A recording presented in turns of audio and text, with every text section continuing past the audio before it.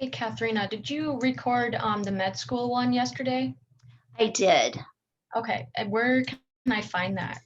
You won't be able to find it just yet because I haven't had a chance to upload it yet. We didn't finish until a little bit after 8 last night. So I had appointments and meetings throughout the day, so I haven't had a chance to do anything with that recording just yet. Okay, will you possibly, I'll email you later about it, but I wasn't able to attend it and I'd like to see it. Yeah, of course. I have several recordings from throughout the year. I haven't had a chance to put any of those things up on our website yet. As some of you may or may not know, there have been some changes at Augsburg, and we did have some budgetary challenges this last year. And so it's just Dixie and I in the office now. And so we have our hands full at times. So just be patient and bear with. And if it gets to be too long of a wait, I can certainly just send you that link beforehand. Okay.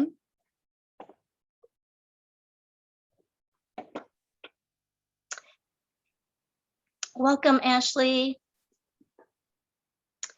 Okay, I think we will go ahead and get started. We will probably have a few others joining us a little bit late, but thank you all for being here tonight. I know it's oftentimes challenging to have cameras on, but it also helps, I think, sometimes for presenters just to be able to put names and faces together. So if you have the bandwidth and you're able to, at times, please turn your cameras on if you can.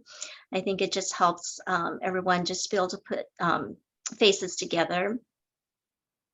I will, if I appear distracted at times, I'm also monitoring the chat room as well as admitting people. So just bear with as I try and navigate things here.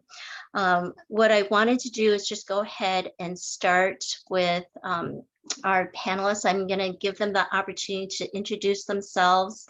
And I think one of the most common questions that has come up in the questions that I received is why you chose this path to pursue or become a PA. And so if we can have our panelists start, I think I'm going to start with our alums that just recently applied this last application cycle and went through interviews. And so if I can have you start off, Alex. There we go. Yeah, so my name's Alex, and I graduated from Augsburg in 2019. So I've been kind of in a gap year here.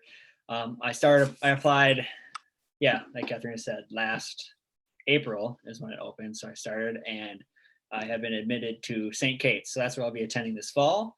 And so why did I want to pursue PA? You know, I've kind of always been interested in the healthcare field. That's cliche, and it's always saying that. But I've had a lot of family members who have been healthcare workers, whether they're nurses or PAs. So kind of that was kind of my start.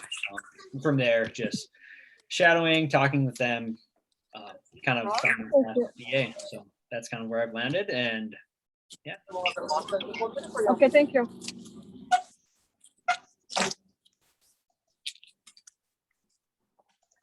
Okay, and Bethany, do you want to introduce yourself? Hi, everybody. I'm Bethany. I graduated Augsburg in 2014, so I've had a little longer time between undergrad and going back to school, but I applied to PA school twice, once in 2019 and once in 2020, and I'll be going to Mayo Clinic for PA school this year. So I guess my YPA took me a while, as you can tell by the few years that I took in between.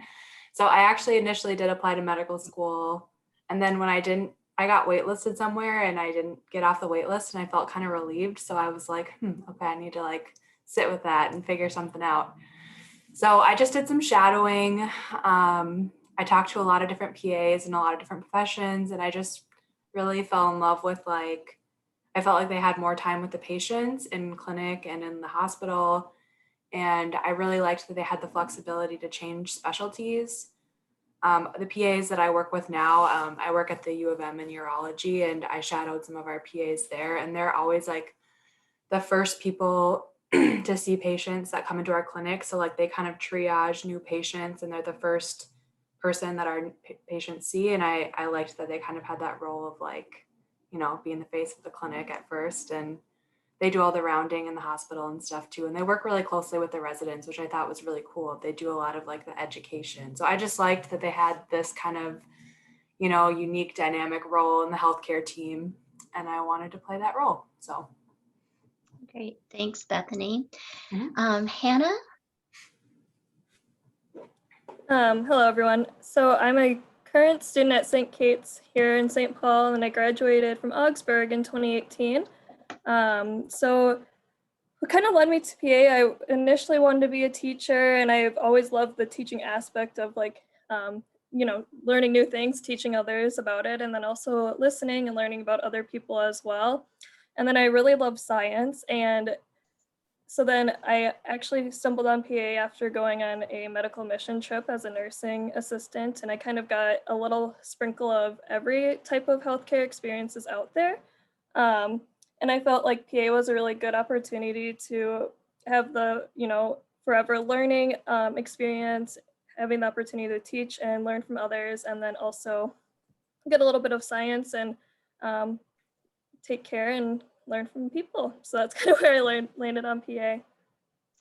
Thanks, Hannah. Whitney? Hi, everyone. My name is Whitney. I'm a current clinical year student at Radford University Carilion. We used to be known as Jefferson College of Health Sciences here in Roanoke, Virginia. I graduated from Augsburg in 2017. My YPA, I'm sure, encompasses a lot of the reasons you all are interested: switching specialties, less school, better work-life balance. But I also think that I really liked to be the person to do the grunt work behind a lot of things. Like if you, for example, see people in the ER, the PAs are the ones that are sitting and doing the lac repairs while the doctors are seeing some other patients. And so I just really liked being able to do a lot of the hands-on stuff. Being first assist in surgery is pretty great as well. Someone during one of these panel talks at Augsburg said a really good comment that stuck with me. It's like, if you want to be the top dog or the highest qualified person in the room, maybe PA isn't for you. But if you're a kind of a team-oriented person and you will just want to contribute to that, then maybe it's the right path. And I really feel like that speaks a lot for me. Lastly, I don't want to be long-winded, but I think that PAs really represent a great way to expand access to health care, more affordable, increasing, you know, patient availability, all of that stuff. So that's my YPA. Thanks, Whitney. Casey? Hi everyone, I'm Casey. I'm a 2017 grad, and I chose PA because, well, first of all, I always knew I wanted to go in medicine, but PA for me was really, kind of as Whitney was alluding to, was a choice of how much autonomy I want. And that's sticking true during my time in school. So for example, like there are PA jobs out there where you have very little autonomy if that's something that you want. And then there are PA jobs where you have a lot of autonomy. For me, having that choice was really important, and being able to kind of like, as other panelists have already expressed, but being able to move between specialties, but then also being able to move vertically as well if I wanted that, but not having to do that. So a doctor will always have to have a lot of autonomy, and I can if I want, but I don't have to take a job where I have a lot of autonomy, if that makes sense. Thanks, Casey. Ashley? Hello. I am an Augsburg 2012 grad. And for me, being a PA, I'm a current PA at Essentia in Duluth in urology. I didn't really know what I wanted to do after undergrad. I studied science. I loved biology. I loved immunology. I decided to do the Peace Corps and that really showed me a lot of different, I guess, healthcare settings. I worked in community health. That was my role in the Peace Corps. I did some interpreting for medical trips. So I got to talk to a lot of different roles of medical providers and just kind of figured out along the way that PA school sounded like the right spot for me. I agree with everything everyone said, being, that collaborating part of a team, not necessarily the top, expert in the room, but always someone that I can, lean on my colleagues and work together. And yeah, it's been a good choice for me. So. Thanks, Ashley. Anna? Hi, everybody. My name's Anna. I also graduated in 2017. I was a little bit older when I went back for my undergrad, so I had taken probably like 5 years in between my 2-year and my 4-year. I see some familiar faces too. Hi, Casey. Hi, Whitney. It's good to see you guys again. I graduated PA school last May, so right in the midst of COVID. And I've been practicing now for about 8 months at Bluestone Physicians, where I'm doing adult medicine for disabled adults. Yeah, and I guess my why is everything everybody has already said. I think what Whitney said really resonates with my why as well. So I thought she did a really nice job explaining that. Thanks, Anna.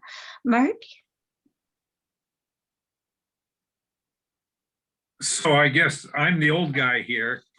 I graduated from Augsburg, but in 1976, and not from the PA program. My undergraduate degree was in chemistry.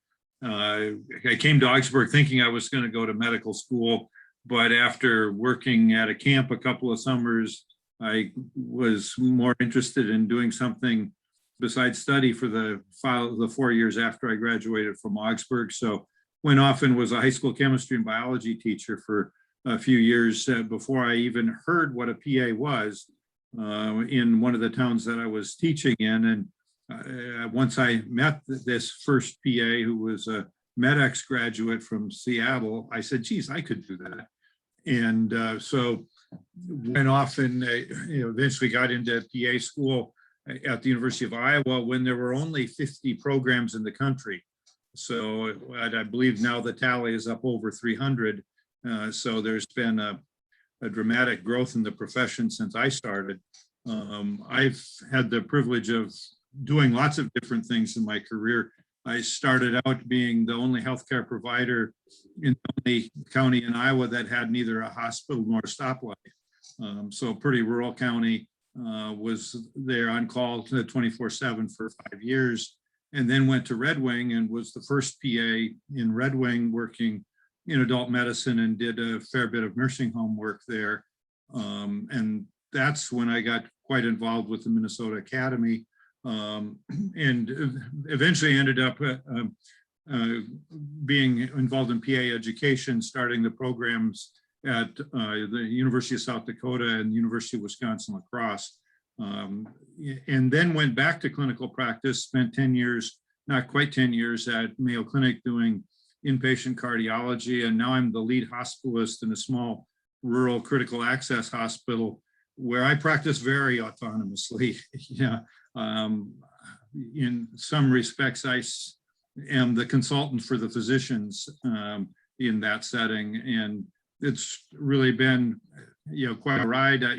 We've recruited a partner in my hospital practice, so now we're an entirely PA staffed hospital at this point. So what got me interested in PA was, I was 27 when I first heard about PAs, and it was a way to get into practice without spending 7 more years going to medical school at the age of 27. And it's been everything I've had hoped it might have been back in those dark ages. Probably before most of you were born. So Thank you, Mark. When I asked participants to sign up in RSVP, I also asked for questions. So I do have all of those questions compiled, but if all of you want to ask your individual questions, feel free to raise your hand. And I will try and call on people just so that you have an opportunity to speak directly to some of the panelists as well, and make sure that you get your questions answered in case you have any sort of follow-up. Feel free to just raise your hand and I will try and call on people, or I can proceed with asking some more of the questions here. Any brave takers? Okay, so if you think of questions, feel free to raise your hand, but if I could have some of you just talk about the resources that you utilized while you were at Augsburg. That's a fairly common question that's come up from a few individuals here. I can start, I think that. I think I was really lucky with kind of the resources that I was, able to utilize from Augsburg, let alone, Katharina pretty much got me in PA school, I say, just because she helped me so much with, whatever I needed about CASPA and just really going through that process. She was so helpful. So I know she's a busy woman, but utilize her to as much as you need. Other than that, a lot of my shadowing experiences came from connections that I've had through Augsburg. Through the athletic training program, they have a doctor and a PA come in and work with the athletes. And I was able to shadow with the PA and as well as the orthopedic surgeon. Got to see him practice as well as in surgery. So that was really cool to see that experience. And as well as another shadowing experience that I had through connections in the wrestling program that I was a part of at Augsburg. So other than that, also talking to your professors that if you're connected with them doing lab work or things like that, where you can maybe pursue them for a letter of recommendation. So building those connections during school really help out in the long run, I'd say. Great, thanks, Alex. And I guess before I have anyone else respond, I see Amal has joined us now. So Amal, can I have you introduce yourself?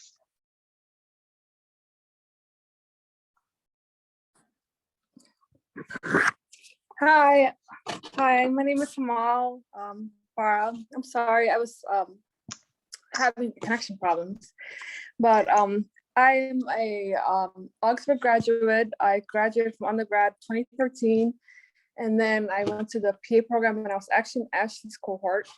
So it was nice seeing Ashley.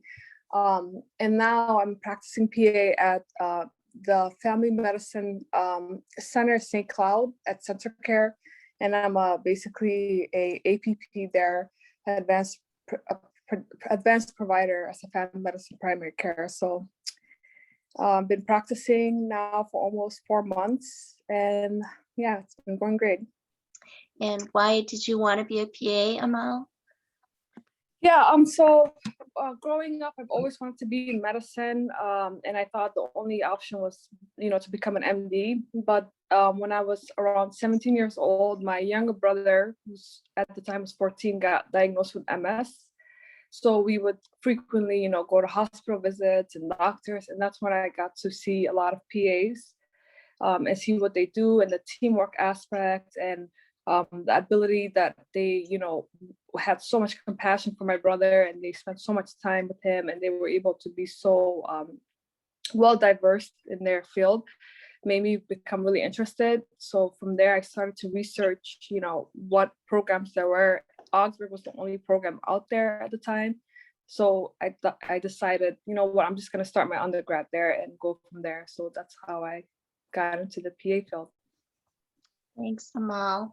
Okay, so coming back to that first question of resources that you utilized while you were at Augsburg. I'll chime in. I agree with what Alex had said. Definitely use Katharina for everything. I don't know if it's still happening, but I definitely utilize the mock interview, or no, not the mock interview, the Application FAFSA. boot camp. Yes, that. And that was so helpful. I had no idea where to start. And I knew I was applying to schools mostly out of state. And so kind of having her guidance through that was very beneficial. And just the re-encouragement of you're on the right track, maybe let's go down this way a little bit instead. And I ended up getting accepted to multiple programs. So it was definitely well worth the time to utilize every resource that Augsburg has. As far as like other things that Augsburg provided that I found was the Minneapolis Medical Research Foundation. And so I did a semester being a research assistant through HCMC's ER. And that was kind of set up through Augsburg in a sense. I really recommend that. That was an awesome experience. So those are some extra things. I don't know if that still exists, but if it does, you should look into it. I'll go next.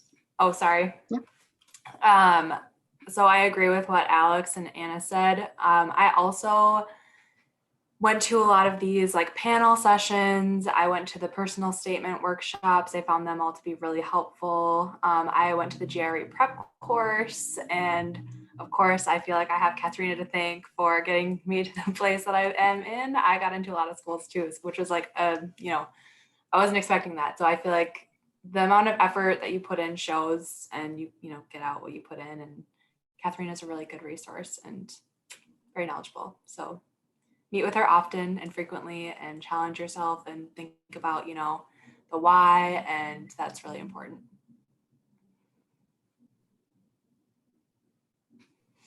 I have just a couple quick resources as well that I used. I used all the same resources as everyone else has so far.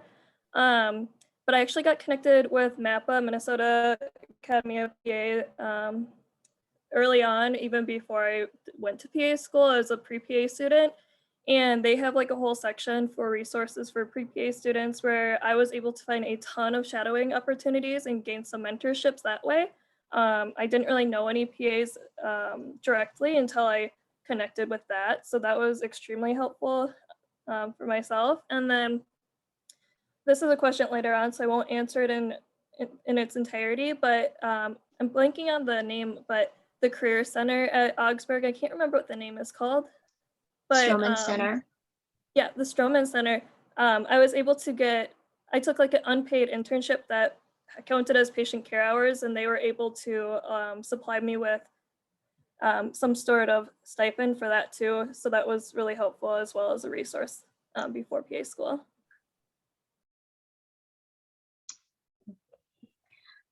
Just one thing that I would suggest, having been a PA educator, and over the years, I probably have interviewed something on the order of 1,000 applicants to PA programs. I would encourage you, as you're going about shadowing, to shadow multiple different PAs, because if you spend a lot of time with one PA, you may get to know that PA better, but you will only get to know that PA's practice. And our practices are all relatively unique. You know, for somebody to come and watch my practice now, they would wonder, where is your physician supervision? You know, what is this relationship with physicians? Which, you know, in other situations is going to be quite different. So I think you need to spend probably at least some time with probably a half a dozen different PAs to get a slice of what all those things that are different, and then kind of dissect out what's common between those 6 different practices. And that's what the PA profession is what's common across all those various different settings. I have to agree with you, Mark. Where I work right now, we have, I would say, very close to basically 100% autonomy. I work on a team with a team physician, and we have about eight APPs, and we basically have our own practice within like our own, we have all of our own patient panels. And so we all, even between the different providers on our team, we all practice a little bit differently. And so I agree, definitely shadow as many different PAs as you can, because how we practice where I work is completely different probably than if you would see someone in a standard outpatient setting. So yeah, I agree. Shadow, shadow, shadow.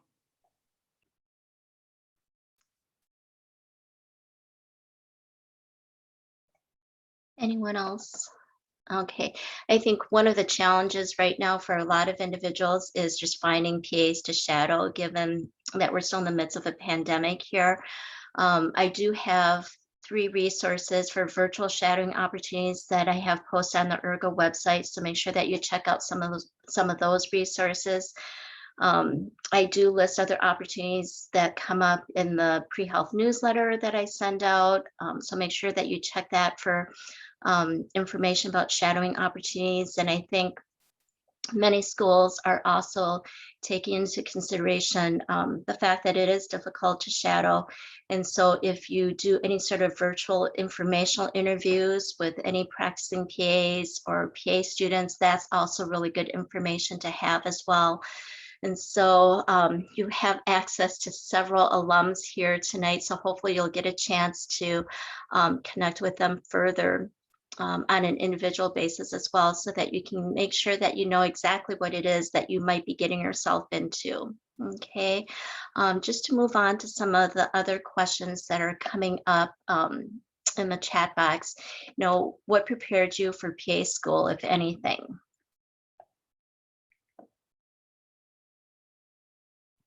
I can answer this one. Okay, so if I had to pick out of all the experiences I had at Augsburg that most prepared me for my time during PA school, there are 3 things. Those 3 things are, 2 of them are classes. The first one was immunology with Dr. B, and the second one was neurobiology with, I'm blanking on his name. He's a neuro professor. David Crow. Yes, thank you. And because those professors encourage you to critically think, like pretty difficult, higher level thinking. And that's really what you have to do in PA school, and especially when you're interacting with patients and thinking about like pathophysiology. So they teach you how to think, which is nice. So if you have a chance to take those classes, I recommend them. And then I worked as a CNA, which gets to another question, but it did actually, I'm looking at the chat. What was my major is biopsychology, which is very helpful. And so what I did for my healthcare hours was I had a few different jobs. I'd say the one that prepared me the most for like clinical or inpatient work was my job as a CNA. The reason for that is because as a CNA, I worked in assisted living and I had to make my own decisions on a daily basis about patients or residents. And that required me to develop those critical thinking skills, and as a CNA at the time, develop like autonomy. So that I also had other jobs where I had like less autonomy, but still clinical health exposure. Those are also helpful, but if I had to pick what was most helpful for me to actually like develop skills before PA school, those are the 3 things. Thanks, Casey. I also find that this question is difficult to answer without jumping to what did you do for contact hours. And I agree with all the resources that everyone said about Augsburg, all fantastic ways.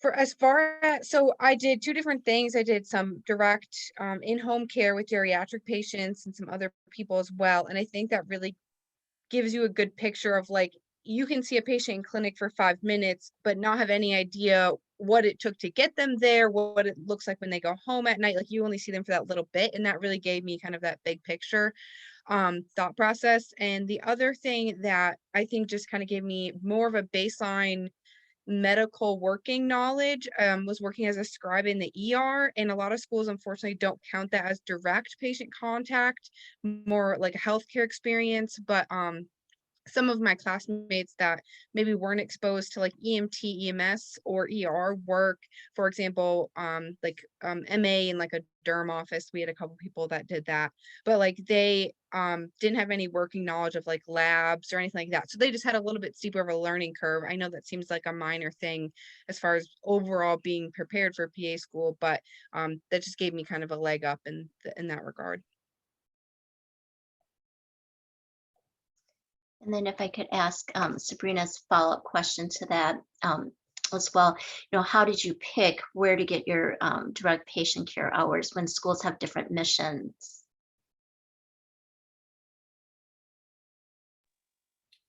I'll try answering that one. I think no matter where you do your direct patient care hours, as long as you're getting the experience, you can tie in the mission statement of that school into your personal statement and how what you do for your job or your patient care experience fits that mission statement. But not, you don't only want to think about your direct patient care hours that you're getting paid for, but think about certain volunteer opportunities, any leadership positions that you've held that can also support your statement for, I like your mission statement and it resonates with me because, and then give them kind of like some supporting evidence to why you agree with their mission statement and why you feel like you would be a good fit for that school.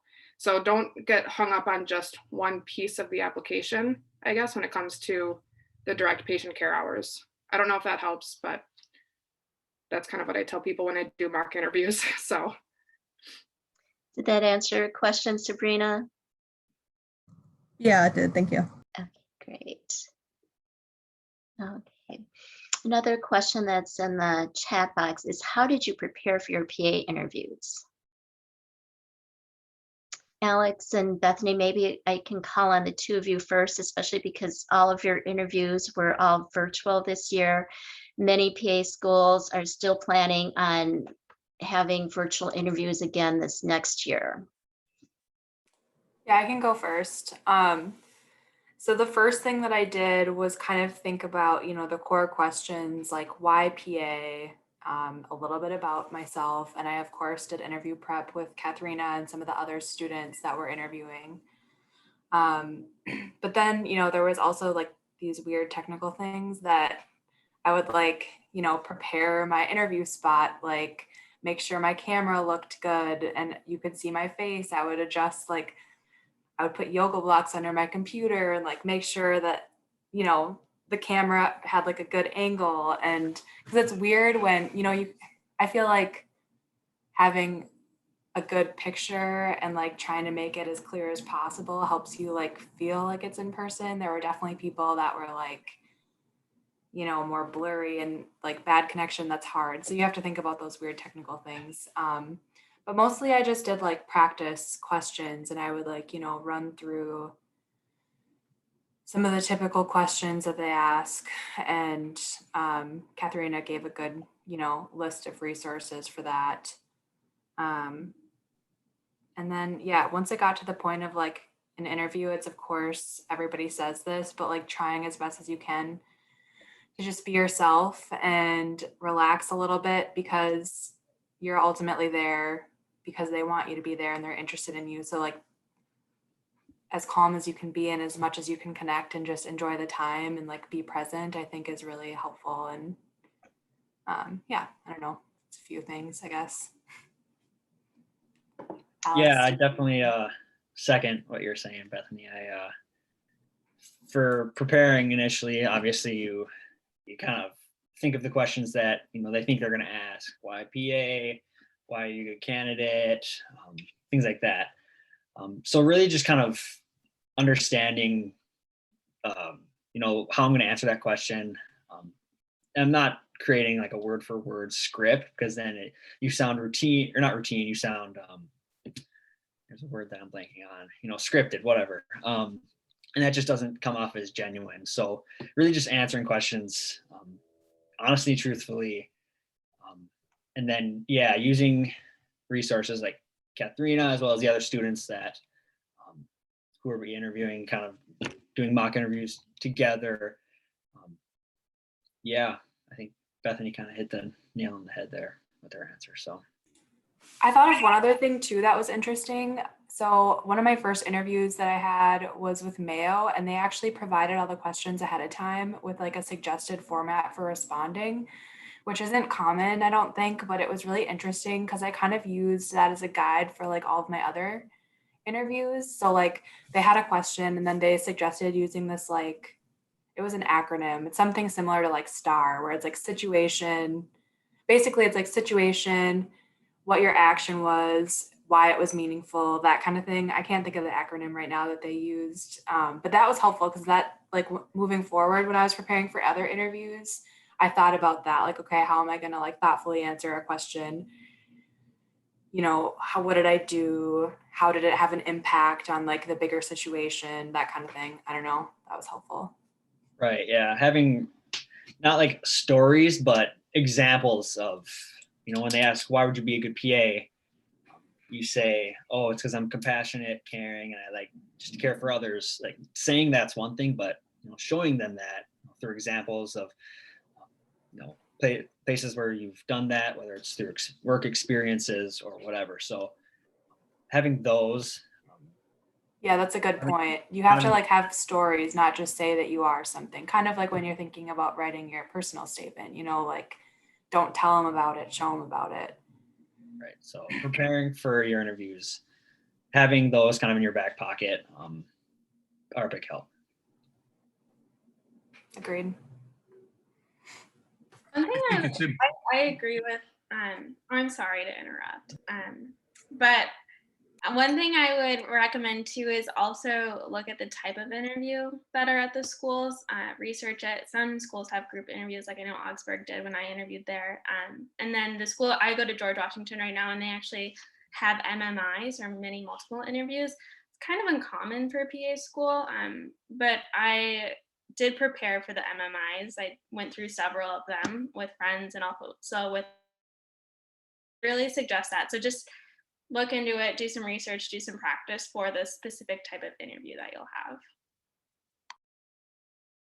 That's a good point. There are a lot of different formats.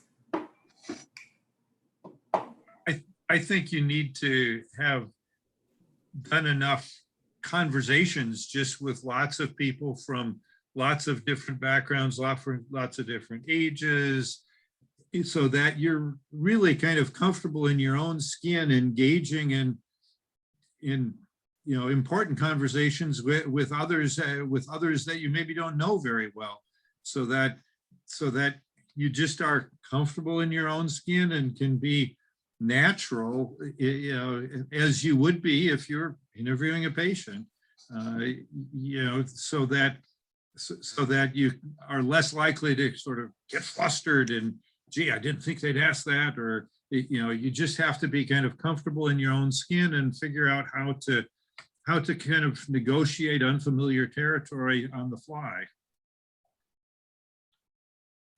And also, I think it's okay to like ask for feedback in real time. Like if you're struggling through a question, like taking a minute to pause and be like, oh, can we come back to this? Or getting done with an answer and you're feeling like, oh gosh, I was really nervous. I don't know if I, got that right.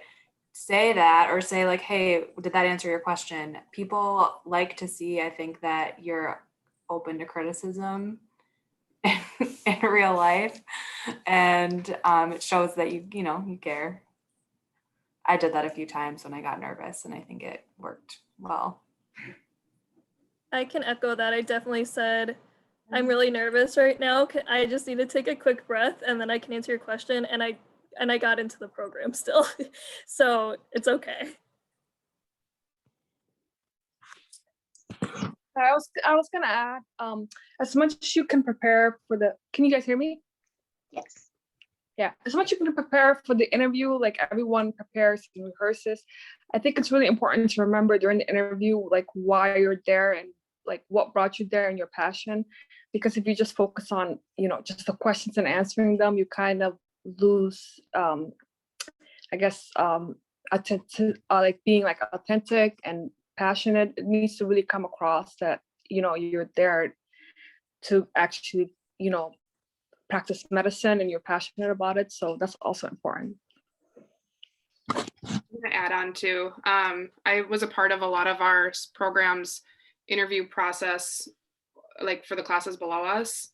And we got to be a part of the incoming potential candidates. And I guess something that stood out to me was make sure that you understand how that program works before interviewing there.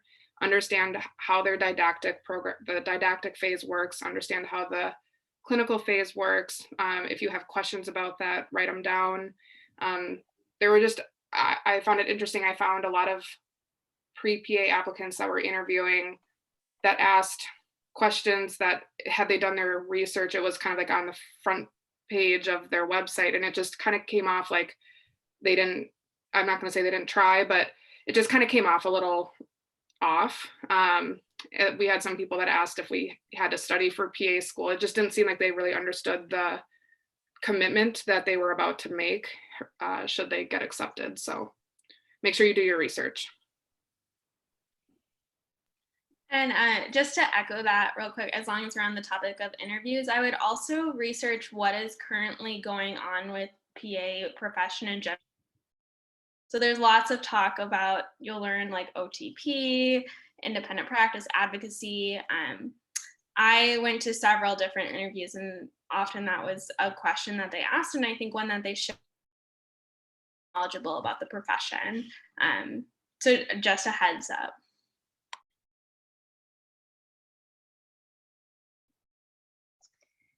Yeah, there's a question from Ashima that asks, if you took a gap year before PA school, what were some things you did to help prepare for PA school and your application? I can answer that. I actually took like about 2 to 3 years of a gap year. I graduated with a chemistry degree from undergrad, so I worked as a research and development chemist. And I think what really helped me out and set me apart from everyone else, because everyone has similar resumes, is the fact that I had so much literature and research background with my job, and especially it was relating to, you know, developing assays for patients. So in PA school, there's a lot of research that you need to do, a lot of literature. So having that, I think, you know, set me apart. So make sure it's not only focused on medicine, but you also have those, you know, research background and literature research and stuff. I can go too because I took several gap years. So I started out, I worked as a personal care assistant like throughout undergrad, and then in the year or so after graduation. And then I transitioned into working in clinical research for the urology department. And that kind of honestly took a path that I didn't even know, you know, working as a clinical research coordinator was a thing. So I really enjoyed it, and I kept working in that field for I've been there for like 5 years now, and I now I'm the clinical trials manager, and I think it's that experience that really set me apart from everybody else, probably because, you know, I mean, it's not probably realistic to think that, you know, you're going to go have a career and then become a PA, but I mean, that's kind of what happened to me on accident, and I learned a lot of interesting skills, and I don't know. What else did I do? I worked as a scribe for 6 months too, somewhere in there after undergrad. And that was helpful in getting my job in urology. So I think just a variety of things, or like something that you're interested in and like doing it for a while. I stopped thinking about like, what can I do to get into school, and like more what is interesting to me. And that kind of helped. I can go as well. Like I said, I didn't know I wanted to go to PA school. So I was kind of just doing, as Bethany was saying, what I was interested in. Peace Corps was obviously, I mean, a long experience, 2.5 years of working in community health. So a lot of like one-on-one coaching or giving little lectures. I did some volunteer work for Planned Parenthood. That was helpful as well. And just odd jobs like bartending. So just talking to people and just meeting people and figuring out, you know, what needs were of communities. And so, yeah, that's kind of what I did. I did some serving as well, not bartending, but I was a server at a couple different places. Definitely interesting experience. For mine, if we're not moving on. Oh, do you want to go, Casey? Oh, no, it's fine. Go ahead. I'll be quick. So in my gap year, for me, I felt like I was kind of behind, you know, in school because I was involved in athletics and stuff, and that took a lot of my time. So my gap year was filled with you know, patient care experience, volunteering, and shadowing. So it was kind of hyperdrive, what I should have been doing for the last 2 years, but instead, just kind of getting all of those in, building my resume. At the same time, just kind of, yeah, working at that resume, whatever I could. I think another important thing too is depending on what schools you guys are looking at applying to, seeing what their if they have a preference on what type of PA they want to train. So I know there's a program in Alabama that is really geared towards surgical PAs.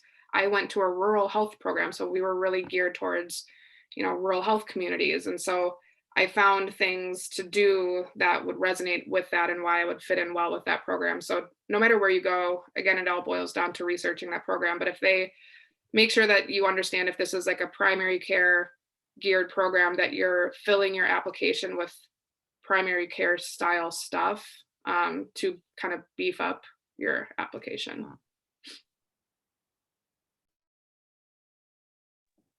I would just throw in that one thing I didn't do in my gap year was save up money for PA school. And I think maybe if some people are concerned about that, that would be something I would suggest maybe I would have done a little bit differently. I know we were kind of chit-chatting in the chat about that. I'm mostly, I have a couple of public scholarships and such, but mostly loan dependent because working is not recommended. So saving up money is a good thing. I also think people really need to do some self-reflection on if maybe they need a gap year or two to kind of build their maturity and be able to show kind of continuity in their background. I know in undergrad, it's really hard between year and year to show, you can stick with something. And I think sometimes a gap year helps with that. We've had a couple of folks that have worked in our ER in our rural critical access hospital who've now gone on to PA school.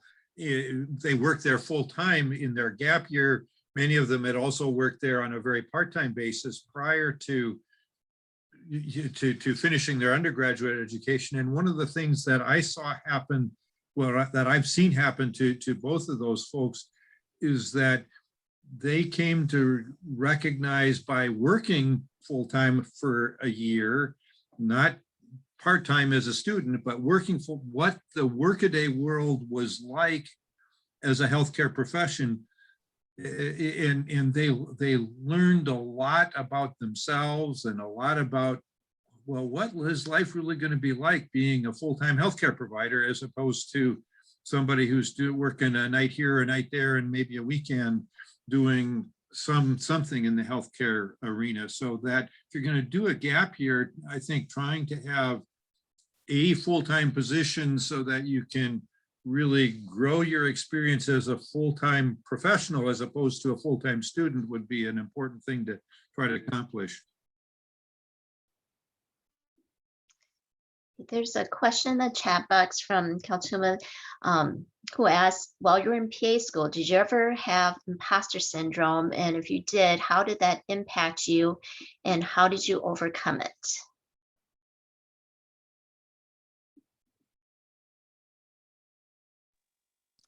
I can think one of answer the that. most important things, oh, sorry. Go ahead. You can go ahead. You I go was ahead. just gonna say one of the most important things, I think no matter who you talk to, we will all say yes, at some point we had imposter syndrome. It is scary. Gets very difficult at times. And I think it can feel like a very lonely battle. And so I think if you are not open about that or find a group of people that you can talk to about this, you'll find that you're not alone in those feelings. It's very natural and you will all get through together. But to not kind of keep those to yourself.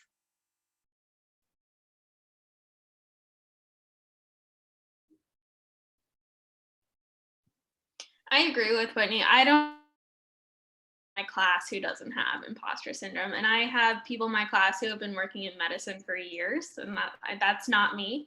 But again, just like talk about it. Just talk about how you like missed this question, or like you are not comfortable with prescribing this med right now. Happening. It's okay, and you just have to learn from it. And believe in yourself, which is hard to say and do, but it has to happen. So I think one of the best, I was gonna say one of the best quotes that I was told, I think my very first day of PA school was, know what you know what you don't know, and if you don't know how to find the answer. And that alone helped me with imposter syndrome, because yes, I absolutely experienced it as a PA student, and I still experience it as a PA, you know, quite frequently. Just like, okay, am I doing the right thing? And if I don't know, then I'll look it up, or I'll ask my team. It's just, I agree, it's kind of this constant battle. But as long as you kind of know what you know what you don't know, and if you don't know where to go find the answer, that I think that's kind of just helps me get through my days, and helped me get through my days in PA school as well.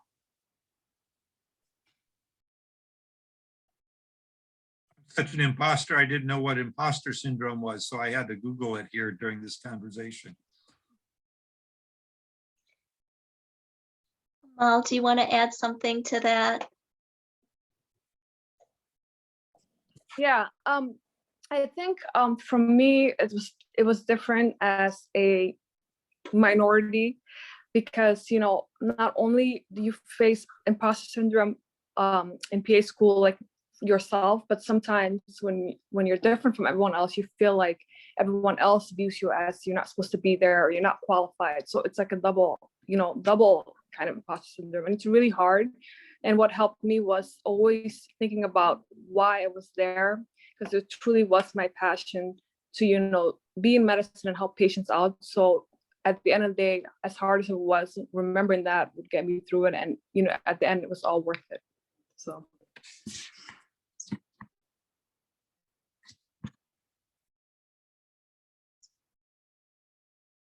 Anything else on imposter syndrome?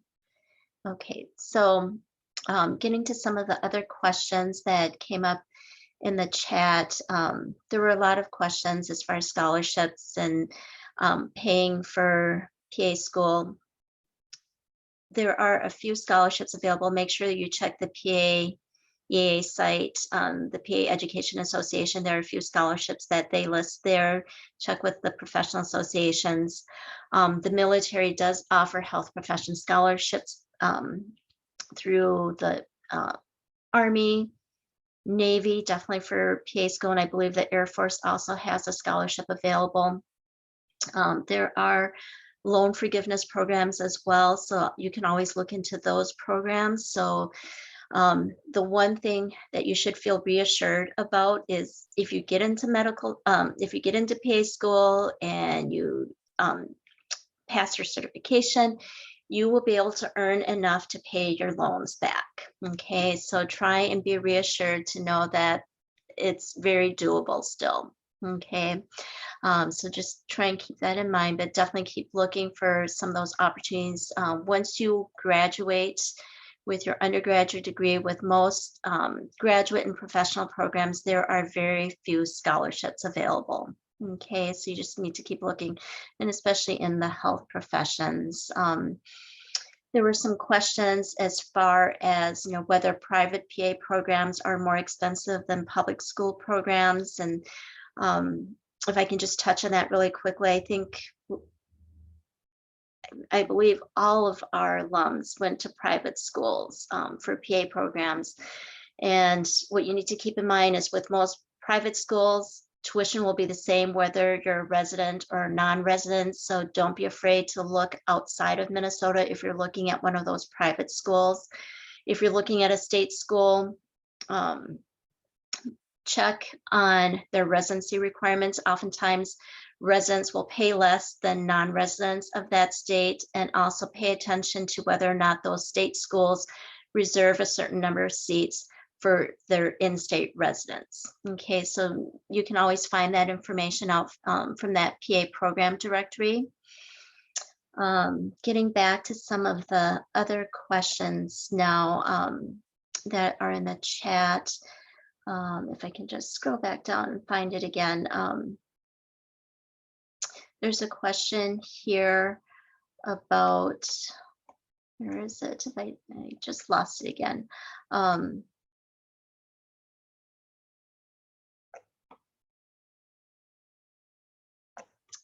What did I do with that question? Are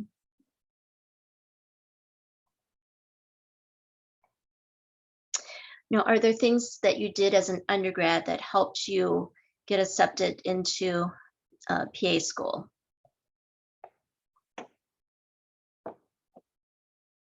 I can start.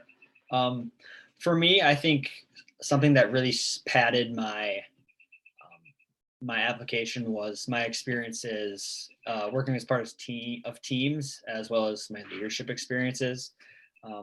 Through athletics, I had a lot of my leadership experiences, and I believe that schools like to see that you have experience working as part of a team, because that's what you're going to be doing in school and for the rest of your life as a PA. So to make sure that you're going to be a successful PA, they want to make sure that you can collaborate.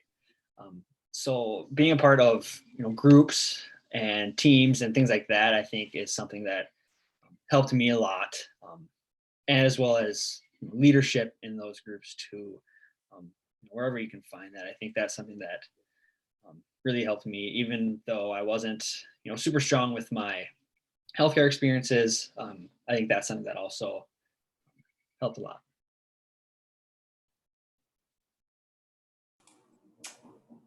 I don't know that this helped me, but I just feel like I should say it because I remember being in a position of like trying to go to grad school, PA school, whatever, and thinking like I couldn't because I had failed a class in undergrad.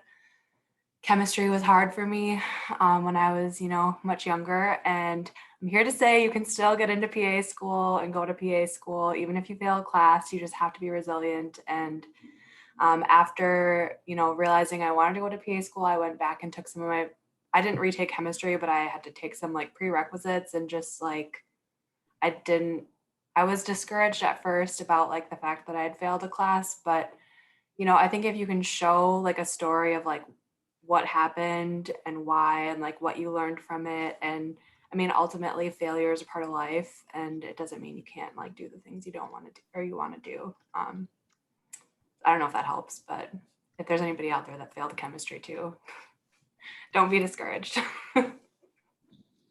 Yeah, and to add on to that, one thing I learned while being in PA school is to not be afraid of failure.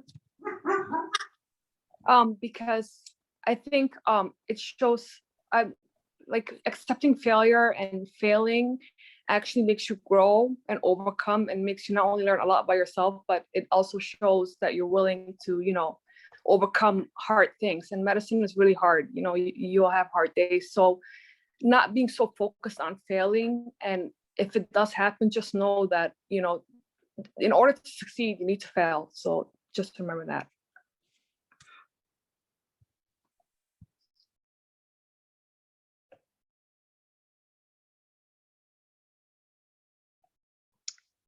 Anything else on that? Okay, and then if I could ask our panelists to speak to what does a typical day look like in PA school, and how were clinical rotations? I can start just talking a little bit about what the typical day looks like. So I go to St. Kate's currently, and we had class every day, 8 to 5, with about an hour lunch break from noon to 1 most days. And that's pretty typical. As far as our curriculum works, we would have an exam. I think this is pretty typical for most programs, though, every 2 to 3 weeks per unit. And so most of our time was honestly just spent inside the classroom. And then also there was times where we'd learn skills and work on those throughout the day or on our own time. And then a lot of nights were spent studying, and a lot of weekends too. I studied, but also although PA school is like a lot of information, I think my typical day, I always try to make at least, a few minutes of the day about myself and what I needed to do to de-escalate from the day or reflect on the day. So every night I read for at least 15 to 20 minutes to kind of like do something different from school. But that would be what my day looked like. And then I'm actually starting rotations on Monday, so I cannot speak to that part of the question yet. Rotations are a lot more fun. I'll just say that. They're a lot more flexible. You get to focus on one thing instead of a million. You really get to hone in your skill. You get to make connections, network. You get to finally actually, I think rotations for me it reminded me of why I was there, because didactic year kind of beats you down a little bit. And by the end of the year, you're kind of like, okay, I'm ready to be done. And then rotations hit and you're like, oh, that's right. That's why I'm here. So rotations were fantastic. I miss rotations. They were fun. So for my program, for a didactic year, we had 14 months of it. Like everyone else is saying, Monday through Friday, we are expected to be in class from 8 a.m. to 5 p.m. We had 3 labs a week, including anatomy lab with cadavers, clinical skills lab, and then a clinical based learning lab as well. And then you're studying X amount of time outside of that. I don't want to scare anyone. Some programs that I've heard of kind of do like all of their exams in 1 week. So you have like, a bunch of exams in once, but then you have a couple weeks without any. My program was kind of all over the place. We have an average of 3 a week. So sometimes it feels like you're just kind of going from test to test to test, but you get the hang of it. Some of them have 2, some of them have 5, it kind of depends on where you are, but lots of test taking, unfortunately, for us at least. They did try to give us some fun things to do, but it's mostly lots of PowerPoint slides and lots of time studying is the bulk of it. Rotations, for me, they were affected by COVID, unfortunately, for a little bit. So I did 2 months of virtual rotations. I'm happy to speak on that, but I don't really think it would be applicable to most of the people here. Hopefully we'll be post COVID at that time. I've done vascular surgery, I've done internal medicine on hospitalist service, orthopedics, and currently working on my ER rotation. So rotations are very dependent. Some programs, like mine, sets up every single rotation for me. If they tell me I have to go outside of a 70-mile radius, they provide housing. That's not very common.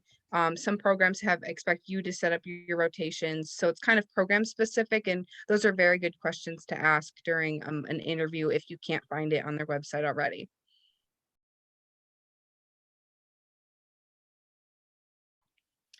I'm gonna echo just what Whitney said right now about clinical rotations, just in case any of you are kind of in an interview process.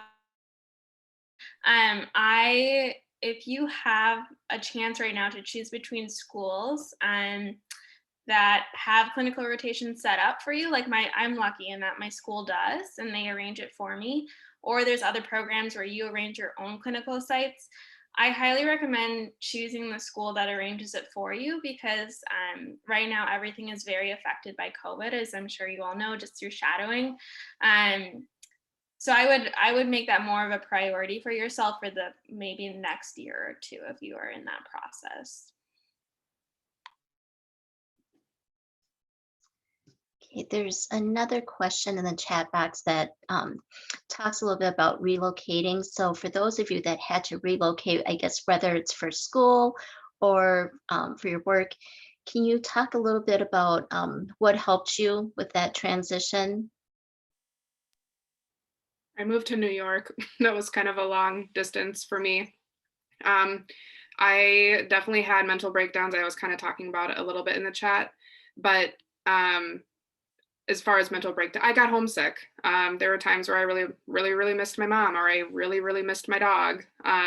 But just being able to talk through it with your family back home and your friends back home, FaceTime is great, Zoom, Google Hangouts, whatever you got to do.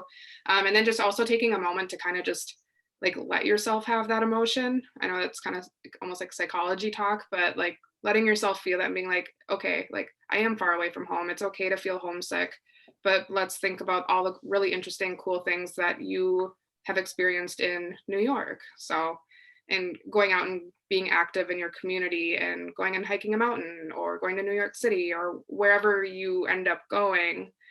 That's kind of what I did. I don't know, Casey, you ended up are you in DC? Yeah, I am in DC. So I feel like you've probably maybe have felt similar things, but I don't know, did you get out and do fun things to try to get your mind off of it? Yeah, so I had a bit of a different experience in that I chose to relocate. Moving somewhere for PA school was a good decision for me.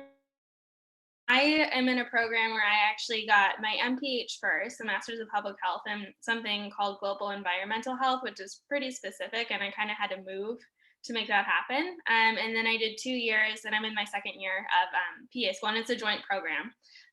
So I kind of took some PA classes while I got my master's of public health. And if anyone has questions about that, I'm happy to answer that. But in terms of like moving, I was lucky in that my MPH year was a bit less stressful, and I got to meet a lot of really cool people in the city. And so I kind of had a support network once I started the didactic year of my schooling, which is really the year that you need support for, because it's very time consuming in terms of like how much critical thinking you're doing. So you don't have a lot of mental room for emotion. So you really do need a support system.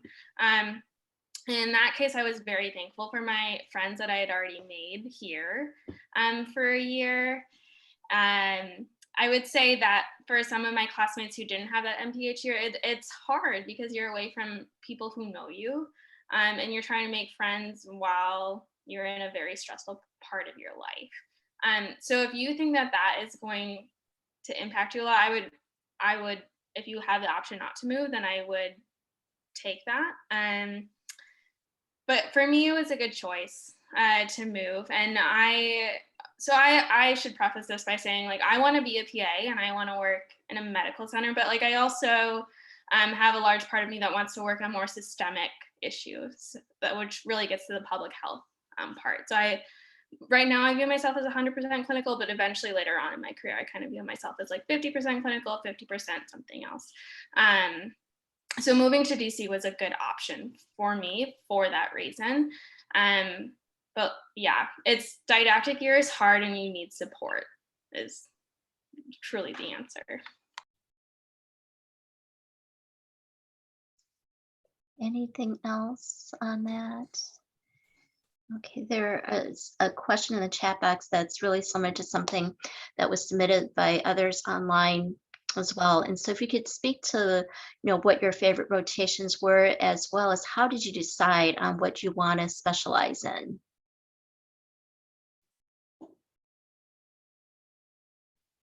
I can go.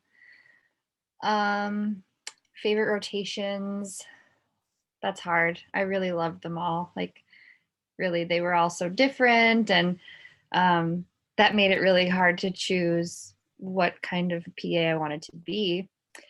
But it makes sense. I'm in urology. It's a surgical specialty. So I can assist in surgery, I see patients in the clinic, and I round in the hospital. So it's kind of like a little bit of everything, and I love it all. I did hematology and oncology, and then I also did an additional hospitalist rotation that was half hospitalist, half ICU. And I loved both. I wish there was actually there is a dream job down at Mayo Clinic that doesn't exist right now, but it did for while I was still in the middle of my schooling, so I couldn't apply for it, but it was like a hospitalist oncology provider. That's what I think I would love to do, but I ended up doing, it's outpatient internal medicine, but I round at nursing homes, group homes, assisted living facilities. We also see patients that don't have primary care providers. And so I feel like, in a sense, like my day schedule, like I'm rounding in a sense. So I kind of get that fix that I was looking for. But someone had asked if it was hard to find a job. And when I graduated, it was in the middle of COVID. And so, yes, it was very difficult for me to find a job. So I think the market is getting a lot better now, though. I've seen a lot of more jobs opening. I get job alerts all the time on my phone that were not there before. So hopefully, as time moves on and COVID becomes a hopeful distant thing of the past, it won't be an issue anymore. But I think it's useful to recognize that you don't have to pick the specialty that you're going to practice in for 20 or 30 years as you graduate, because you can change. This isn't like doing a physician residency where you really are to a much larger extent locked in, though there are more PAs that are doing residencies. But even when they do residencies, you're not necessarily locked into a particular specialty. And I think that you will learn something in whatever specialty you do end up working in first that you can apply to your second, third, or fifth specialty during the course of your career. And, so don't feel like you got to pick the forever specialty by the time you graduate, because you don't. Just a quick note about rotations. I think for at least when I was just in this very fresh for phase, rotations seemed really far off, and even in didactic year, rotations seemed really far off, at least for me. But I think one of the most important things that I've just learned this far is like people are like, oh, I'm really looking forward to this and I'm really dreading this. Is like I really am trying to just be 100% present in that one rotation. And so I'm not an orthopedics person. Look, I had only 2 weeks, but I showed up every single day. I was like, you want me to hold this foot while you cut it off? Like, I'll do that. You want me to go inject this knee? I'll do that, even though I have no desire to do that for the rest of my life.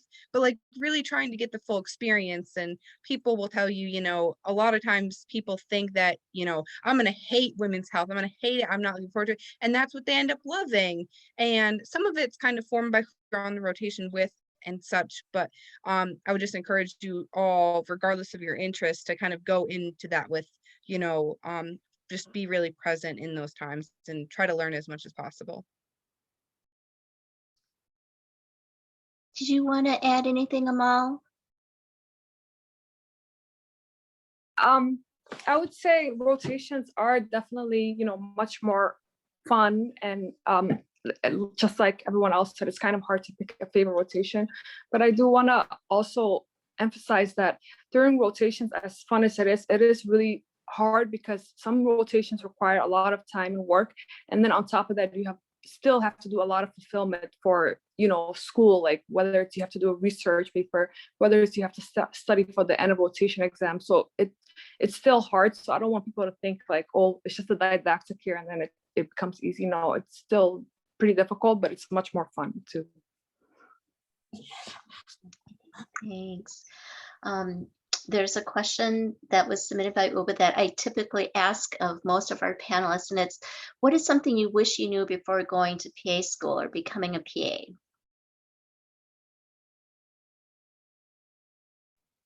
I can start. One thing that I talk a lot about with like my friends who are applying to PA school is that I'm very type A, like to the book. Like I'm so type A. However, that made it so that I, almost never relaxed in undergrad. Like I was like, oh, I gotta get an A. Oh, I gotta do this. Oh, what am I missing? What's next? What's next? And like looking back and reflecting, I kind of wish I would have like, rolled my shoulders back, taken a breath, and like just calmed down a little bit and enjoyed some of those other moments that maybe I got a little too stressed out about, or a little uptight about, and just really soaked it all in before going to PA school.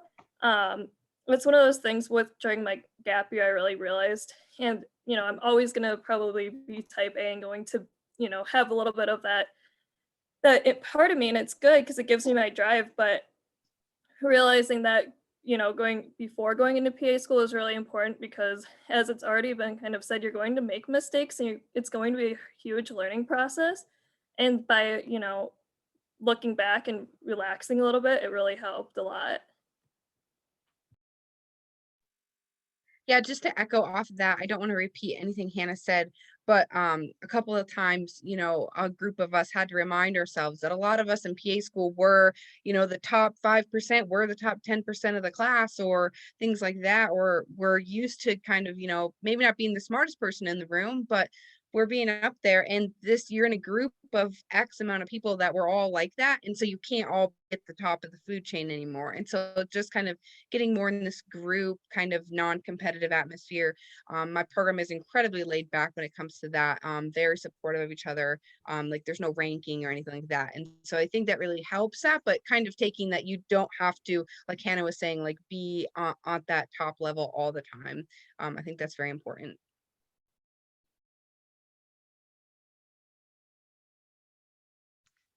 And I know Rayanne's been waiting patiently to ask a question. So Rayanne, do you want to unmic yourself and ask your question? Yes, thank you, Katharina.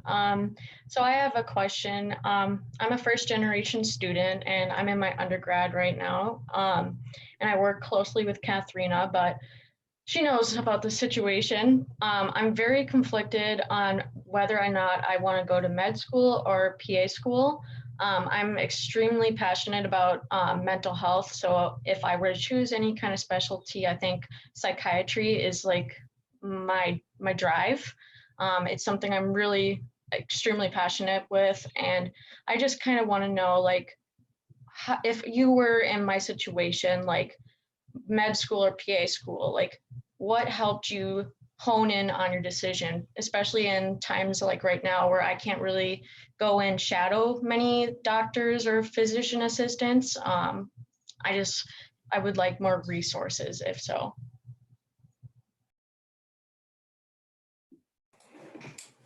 I can try to help answer that because I feel like I was in your shoes just a few short years ago. I was a first generation college student too, and so I didn't really know like anything when I started school. But I think, ultimately, when I was younger, I relied a lot on like what other people had to say about the matter, like, family members, sisters, parents, whatever. And the older I got, the more I learned to kind of like think about what it was that I really wanted and why. And that really helped me. And, because like everybody is going to have an opinion of one thing or the other, but at the end of the day, none of them is yours and nobody's in your exact situation. So it's just really like a matter of looking at both options and thinking about like the things that matter to you in terms of like how you're going to practice, what your quality of life is going to be. Are you willing to, like for me, I had this battle back and forth. I mean, I applied to med school first and I kind of really thought that's what I wanted to do. But for me, like working in a job now where my like office is right next to the resident room, and the more and more time I spent next to the residents, the less and less I wanted to go to medical school just because their life, I mean, it sucks for 5 years. Like they're working 80 hours a week. And I remember one resident told me that he basically was getting paid $8 an hour to be a resident when he did the math, which I mean, whatever, you get through it. If that's really what your passion is and you want to be a doctor, then you can do it. Another helpful thing that I realized like when I was in that process is like, no matter what you do, whatever you decide, like what else are you going to be doing anyway? If the fact of like going to school for 4 years and then residency for 5 years is really daunting, like I totally get that. But like, if it's really what you're passionate about, I mean, what are you going to be doing with your time working or whatever? I guess for me, I ultimately chose PA because I was getting older and I really wanted to be like in the field as fast as possible because I was like, I knew I wanted to do something. I wanted to do it now. All of a sudden I like had this, fire under my butt to get going. And so PA felt right. And I liked the flexibility of like, picking specialties as my interests changed. But I think you just have to think about like what's important to you and like what you want out of your career. Obviously, as an MD, you're going to probably have more like opportunities for like leadership, even though I know PAs can have leadership roles, but like, I don't know, there's just probably a little bit more flexibility in what you do once you have an MD degree. But also, I think the fields are changing, like times are changing. PAs have a lot of autonomy too. So I don't know, you just have to sit with yourself for a little bit and like, talk to other people and get insight, but at the end of the day, like follow what your gut says. I don't know if that helps. Sorry, that was very long-winded. I'm happy to talk to you anytime if you want, like shoot me an email, text Thank me, you for your whatever. feedback. Yeah. It was helpful. Thank you. Okay, good. Rhiannon, I think that if the behavioral health psychiatry interest is something that you're really passionate about, I think it's though there's not a lot of PAs that work primarily in psychiatry. There are some, and there are actually a couple of PA residency programs in psychiatry. So if that continues to be your passion and you do choose to be PA, not that you have to choose to be a PA, there are pathways for you to become really good as a psychiatry PA and make a huge impact. I work alongside some other APPs, both NPs and PAs that have specialized in psychiatry, and they're heroes in our world. So. Thank you for that, Mark. Yeah, mental health is just something I'm super passionate about. I work in a group home in Minneapolis right now as a mental health advocate, and I get that direct patient care. And it's just like something that's affected me personally too. And so it just drives me 100% like towards that field. So I think that's something that I will definitely keep in the back of my mind, that it's something that the PA world really needs right now. Also, I think somebody mentioned this earlier, but I feel like PAs are in a cool position to be expanding access to care. And like mental health is obviously an area right now where access to care is a really big challenge. So, I mean, that could be something you think about, you know, like as a PA, you would have the ability to expand access to care probably for patients that, you know, I think it's harder to come by, like psychiatrists that want to practice in like certain settings. Being a PA, you could probably, you know, like reach people that maybe wouldn't otherwise have access. I don't know. And along those same lines, there's a question that was submitted that asked, how can PAs serve underserved communities?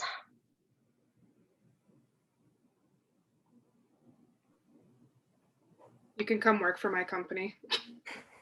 Do you want to say a little bit more about who you serve, Anna? Yeah, so I work for Bluestone Physicians.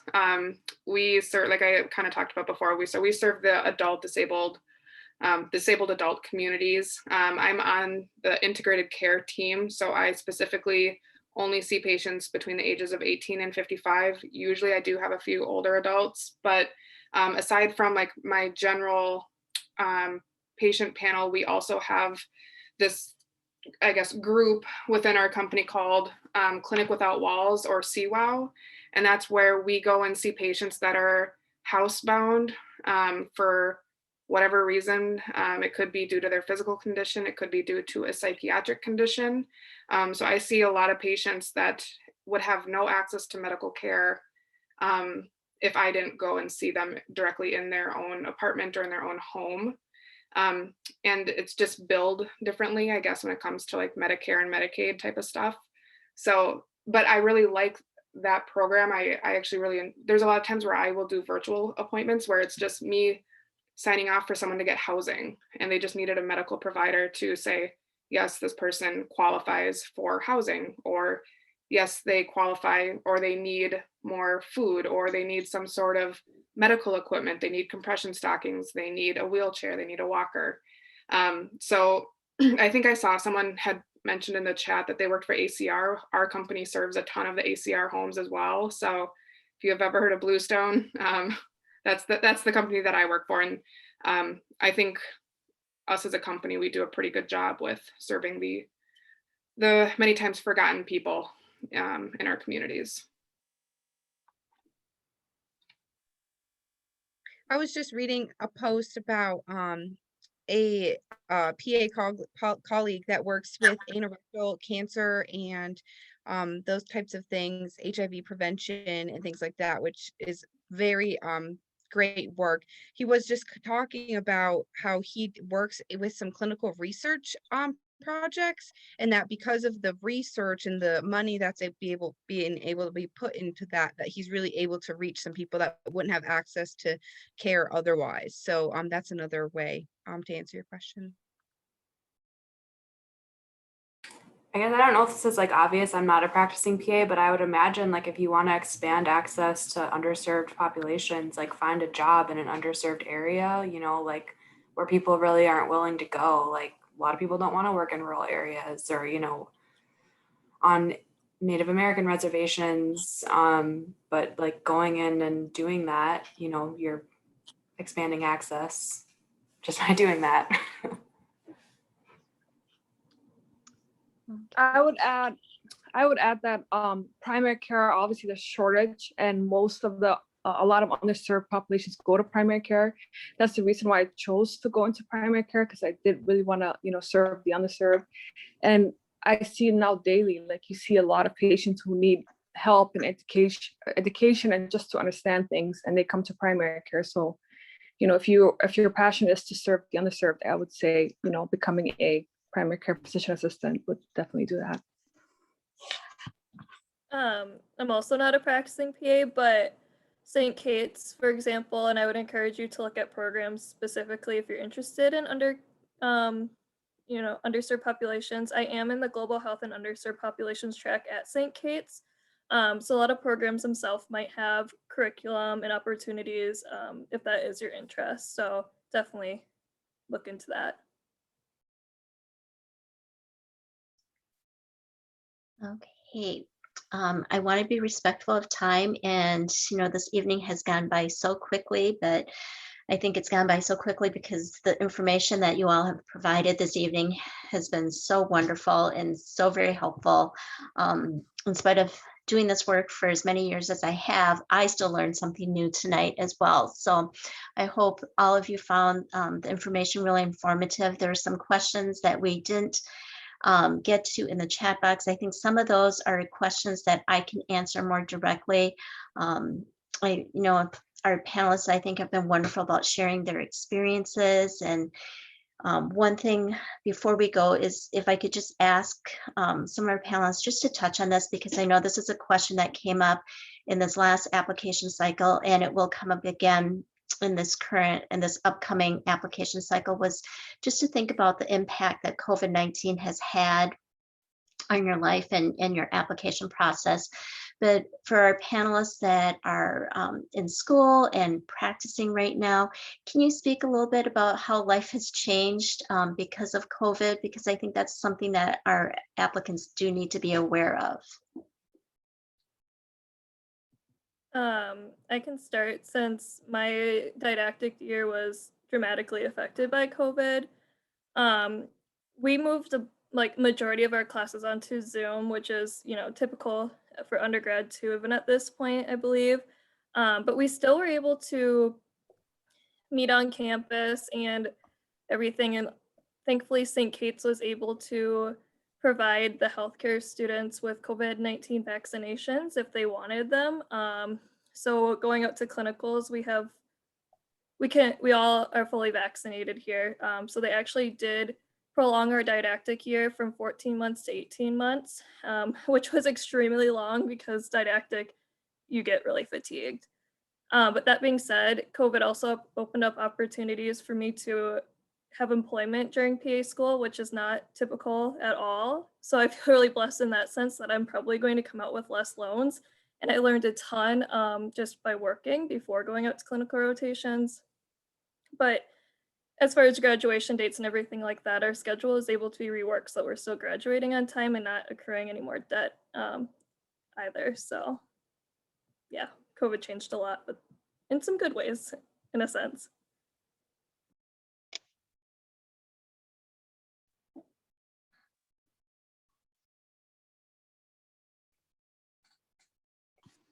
I can speak to that too. COVID has affected my clinical rotations in kind of some major ways and kind of not major ways.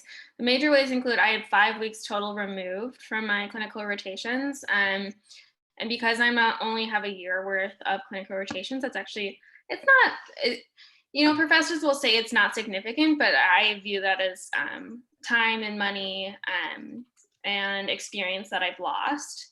And that being said, I've gained skills of flexibility. And then also things that I have less exposure to in clinics is upper respiratory infection. Students generally are not allowed to see any sort of complaints that could be COVID related. So that being said, I worked through less upper respiratory differentials. And I haven't actually I have seen COVID patients peripherally because I've made it a point to my preceptors to say, hey, I will graduate soon. I will need to manage these patients. What can I do for them? But I haven't actually done a physical. That could change by the time that you guys enter because lots of people are vaccinated now. including myself, I think it's just a policy right now that they have for students and probably a legality issue. But I would be aware of that. That is kind of a downfall of COVID right now. That being said, like there's been more opportunities for virtual learning, and we've all kind of learned how to manage in stressful situations.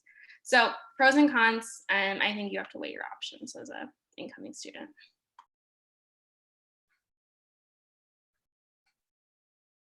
I think, you know, there was a time a year ago when we were all pretty nerved up about, oh my God, this might be a COVID patient, they might kill us.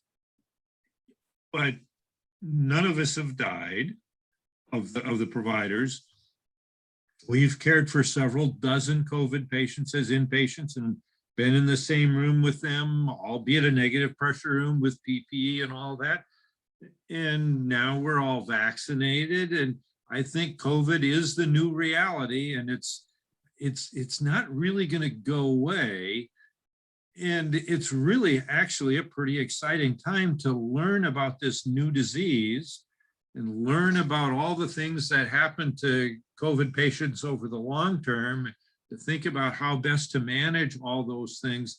So, I mean, it's a kind of an exciting time. I think you will learn so much about COVID in the next 5 years as a provider that we have no idea about now. So yeah, it really changes things, but it's an exciting time. I started practice during the HIV time, and you know, the stuff that we now know about HIV that was completely unclear in 1981, 1982. I mean, it's really kind of an exciting learning time, on understanding new technology and understanding the research that goes behind deciding whether, you know, whether bamlanivimab is a good thing or not. So I agree with Mark. I saw a ton of COVID patients where I work. It really exploded in the assisted living facilities and the group homes. I think, especially with our vulnerable adults, they're just that much more prone to getting it. And with having staff in and out of the facility, I mean, it was just something I didn't expect as a new grad going into practice, and then COVID happened.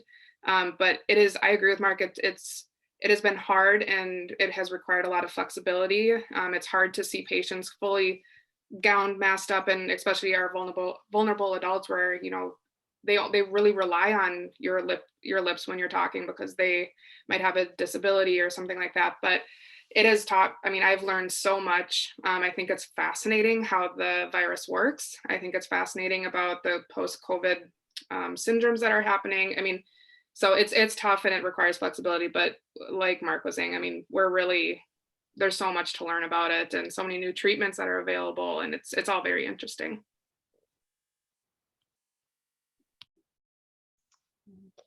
Well, Yeah, like Casey, I don't have much to add, I promise. The only difference that I would add besides, you know, online classes, virtual rotations, all of that, one program specific thing that we had a hiccup was the corporation in Virginia that we get our cadavers from started requiring COVID testing with, you know, patients prior, and that led to a shortage of cadavers for our first year students currently. So another thing that you might want to ask about if your programs that you're looking at uses cadavers.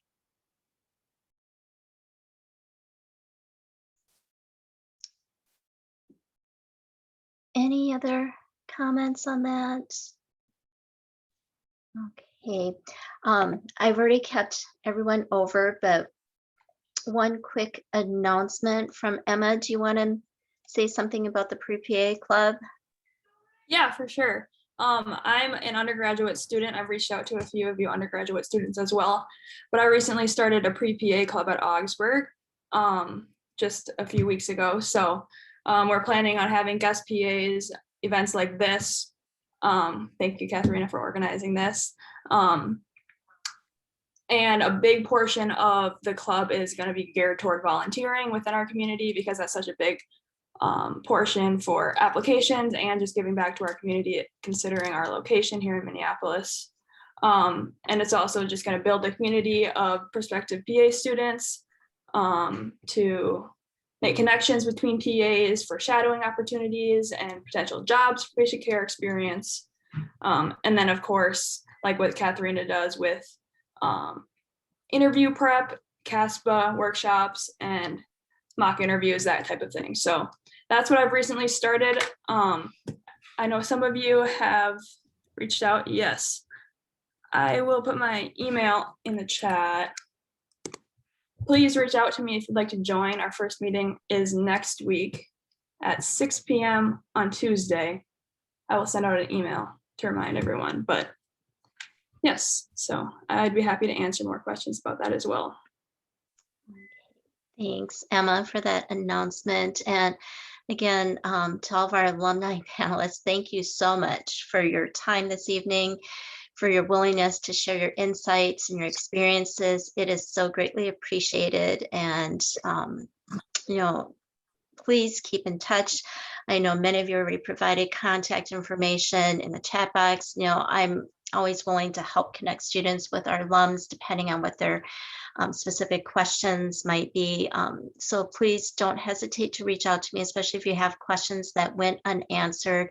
Just follow up and let me know, and we will try and make sure that we get those questions answered. But to all of our alums, thank you so much. I think this has probably been the most difficult part for me, being having to work in a virtual environment and in COVID. Is I'm such a hugger and I can't give you all hugs. And especially for those of you that I haven't seen in so long, I do miss you all so much. And hopefully we will get back to being able to meet in person again soon. And again, thank you so much for your time. Can I ask a question, Katharina? Yes, absolutely. I know when I was applying to PAs and even getting to PA, I know there was a lot of difficulties being a alumni, Augsburg alumni undergrad and getting accepted, and I know that changed. Do you know how much more alumni were able to get into the program after my cohort? Yes, I know that April 1 is the deadline for notifications, so I can't really say anything about this year's cohort yet. But it has changed. At the time that when you applied, Amal, oftentimes there was a blind review of applications, so there was no attention given to which undergraduate institution an applicant attended and graduated from. Now there is consideration so that for alums, Augsburg undergrad alums that are applying to Augsburg, there is some consideration given, since there is that similar in terms of mission and that desire to serve underserved populations. As graduates of Augsburg, you are well versed in what it means to serve the community in which Augsburg is resides. And so there is attention given to that. And so because of that, then there's that expectation that if you know this, then you should be able to demonstrate your commitment to serving underserved populations through your volunteer work, through other activities, by being involved in various organizations, different kinds of volunteer activities. And so there's that. My involvement with the Augsburg PA program has increased in the sense that there is greater communication. I often, this last year, I did help with reviewing some applications as well. For those of you that don't know, I do still review applications for admissions with the U of M Dental School. So literally, I have read thousands of personal statements and even more secondary applications. And so it's really easy for me to pick out what we call checkbox applicants or just checklist applicants. It's not enough to just think about what's listed on a school in terms of what they want to see for prerequisites and kinds of experiences. But as many of our alums mentioned today, it's really important to think about what it is that you're passionate about and to be able to demonstrate that. And, you know, if you have a passion for a particular area, then you need to make sure that you've demonstrated that. If you say that you've always wanted to be a PA, but you've never shadowed a single PA, it's really hard for school to believe that this is indeed your passion. So you really need to be able to demonstrate those things. And it's not just one thing, but how is it that you connect all of those different pieces and all those different experiences that you've had, and how do you make meaning of it? And so for those of you that are still early on in your academic career, think about keeping a journal so that you're reflecting on your experiences and what you're shadowing, so that when it comes time to writing that personal statement, it will be much easier if you have something to go back and look at and think about how you've changed over this extended period of time, rather than trying to recall what it was that you did that first year at Augsburg. Okay. So again, thank you all so very much for your participation this evening, and I will look forward to staying in contact with all of you. Okay, I know there's some new names, and I may not have met with all of you individually. And so if you are interested in setting an appointment, just send me an email and we can certainly get something scheduled. Okay, take care, everyone, and have a great evening. Thank you, Katrina. Thank you, You Katharina. are very welcome. Thank you all. Thank you all. Bye. Bye. Thank you. No, thank you.